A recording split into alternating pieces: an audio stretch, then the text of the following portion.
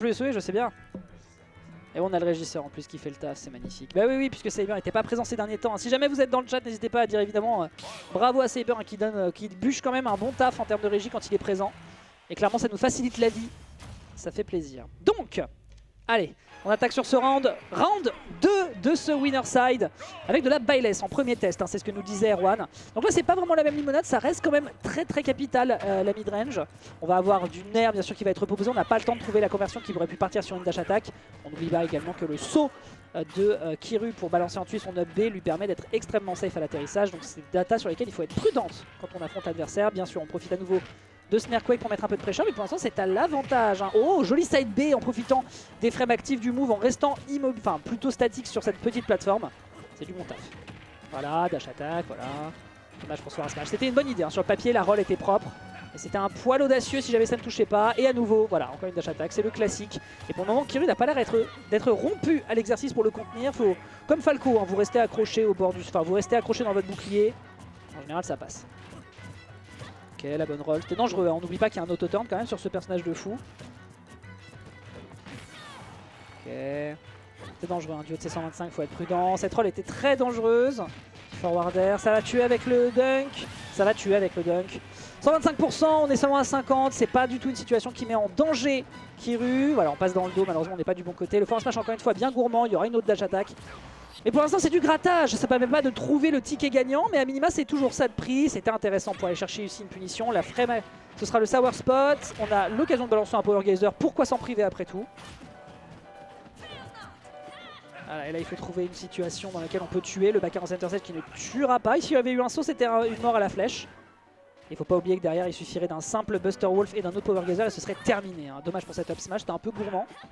On n'avait pas la garantie, on l'a voulu proposer plus que de raison. Ouais, on n'a pas voulu le tenter plus que de raison. Back air into forward air, ça c'est intéressant. On est en train d'abuser des hitbox hein, du côté de Erwan par tous les moyens possibles. On n'arrive pas encore à trouver les ouvertures. On ne trouvera toujours pas l'adversaire. Le cancel sur l'arc pour essayer de prendre une option. Oh, ça par contre c'est intéressant. C'était un regrab. Il aurait peut-être pu aller chercher une punition. Ah, c'est dangereux hein, depuis tout à l'heure. En plus, Kiru joue très bien là tout de suite. Il sait qu'il a la possibilité de gratter beaucoup avant de se faire sortir. Donc là, il y va prudemment. Finalement, ce sera un catch aérien qui sera proposé du côté d'Erwan. Mais on prend 78%. Donc le pari pour l'instant est remporté hein, du côté adverse. Petit crack shoot, hein, passé dans le dos malheureusement. Face à un adversaire qui a l'auto-turn, il faut quand même le reconnaître. C'est un peu impétueux. Dommage, il n'y aura pas de dash attack pour convertir par la suite. Et le rare backer était intéressant, mais on partait bien en out. Et à nouveau, on veut passer dans le dos, mais on aura la bonne SDI pour s'extraire de l'agression adverse. Mais ça reste quand même hautement délicat face à un adversaire qui a quand même un gros kill power et qui n'attend plus que ça maintenant de balancer un dunk en s'écrasant dans le bouclier. Ah dommage, il y avait de l'idée sur ce forward air. Ça tue. Ça va évidemment tuer. Dommage. Pourtant je pense qu'on peut vraiment surabuser du neutral air. Oh, j'aime beaucoup ce qui se passait après à 37%, c'était pas grandiose mais il y avait de l'idée. Et j'ai l'impression que Kiru il est pas rompu à l'exercice de contenir le neutral air adverse, faut vraiment attendre que l'adversaire touche le sol. Pour essayer de trouver quoi que ce soit qui soit profitable pour punir un air. Après s'il passe dans ton dos, t'as pas beaucoup d'options avec Terry. C'était intéressant ce slip qui aurait pu chercher une punish. Mais peut-être qu'on a voulu chercher peut-être une punition. L'adversaire qui ne tech pas et c'était un gimp à 10%. Quoi qu'il en soit, c'est une prise de stock et c'est un retour dans la game inespéré pour Erwan. Ouais, classique évidemment. 30% déjà de récupérer sur cette petite interaction. C'est du Terry pur jus, hein, ça fait vraiment plaisir. Oh, intéressant, c'était extrêmement tricky hein, parce que l'adversaire pouvait revenir te chercher qu'un down tilt ou poursuivre avec un adversaire qui passait dans le dos. Donc c'était hautement délicat. Bien joué ça. Est-ce qu'on trouve une punition? Non, on a été un peu trop patient. À 10%, on n'oublie pas qu'il n'y a pas beaucoup de hit stun. Ok, juste avant que l'adversaire n'atterrisse, ce qui fait que la punition est propre. Oh, le forward smash était intéressant également. Surabusé du neutral du perso. Et peut-être qu'on peut tuer à 50%. Oui, on tue à 50%, bien évidemment, le personnage est complètement dingue sur ce down B et ça permet de prendre le premier point en faveur de Erwan. Kiru qui, voilà, sur cette SD a laissé une ouverture à Erwan de revenir dans la course. Il avait déjà tenté un down smash précédemment et la pression ici était parfaite. Ça lui permet donc de prendre le point et ce avec les honneurs. Très bien joué, c'était pas gagné, c'était vraiment pas gagné. Kiru, pour l'instant, a l'air d'avoir plutôt le rythme, mais attention à ce qui se passe off stage, sinon ça pourra peut-être lui coûter cher. On verra ce que ça propose pour le reste, mais là de ce que je vois, ça pourrait être l'occasion pour Erwan de récupérer du momentum. Il va en avoir besoin, à moins que du sud de passer sur Ness, mais là je pense qu'il était ok avec Byleth, et si jamais il perd, il partira peut-être sur le petit personnage de Mother. Mais là pour l'instant c'était pas trop horrible, et je trouve Je trouve personnellement qu'au niveau des nerfs, pour l'instant, on était tranquille du côté d'Erwan. C'est plutôt Kiru qui a laissé les ouvertures lui tomber dessus en permanence. Faut juste attendre que Byleth atterrisse. Lorsque Byleth atterrit avec son air, c'est unsafe et ensuite tu peux punir. Surtout qu'on a quand même un down tilt et un jab rapide avec l'auto-turn de Terry, donc t'as même pas besoin de te faire chier avec ça. Donc vraiment à exploiter. On partira sur Small Battlefield pour cette suite. Alors, okay, le side B avec les frames actives, hein, très intéressant. On a vu sur la plateforme tout à l'heure à quel point c'était compliqué pour se repositionner lorsque l'adversaire est proche d'une plateforme. Très belle up B. Le backer qui ne passera malheureusement pas, ce sera pas une dash attack. Bon. Bon.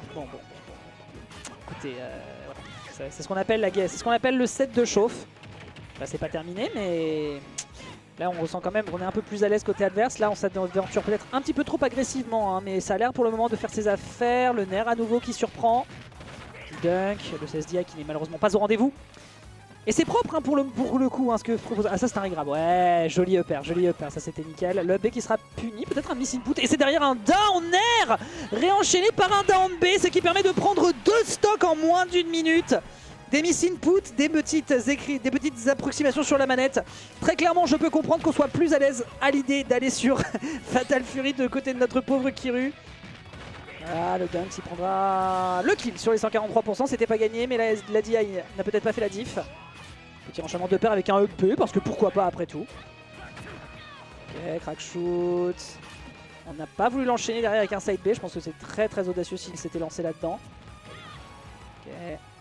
Ah, la midrange là qui s'avère très délicate, hein, on le voit tout de suite avec du retard, malheureusement tu peux pas te permettre de foncer dans l'adversaire impunément. Heureusement on se prendra le sour spot de ce forward smash, ça le sauve un petit peu. Il a dit au C104 il y a un go mais il faut pouvoir l'exploiter. On se prendra ici par contre un grand coup dans les gencives à coup de forward smash. Ça sera un Buster Wolf qui permet de reprendre directement l'offensive, mais c'est pas suffisant. Ça n'est pas suffisant, il en faudrait au moins un deuxième sur le corner pour sécuriser un kill. Mais regardez ça, Erwan ne se laisse plus faire et l'adversaire est perdu. L'adversaire est perdu au niveau de sa défense contre les neutralaires. Et le pari, excusez-moi. Dommage parce que le kill était garanti peut-être sur le Buster Wolf.